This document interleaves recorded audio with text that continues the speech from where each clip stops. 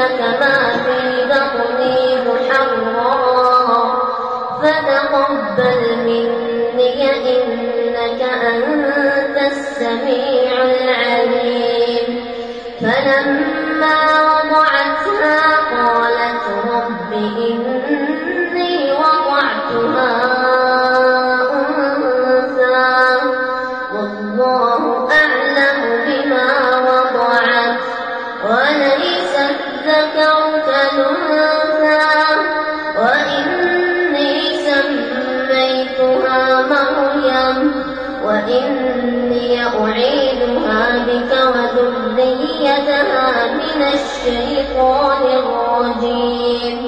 فتقبلها ربها بقبول حسن وأنبتها نباتا حسنا وكفلها زكريا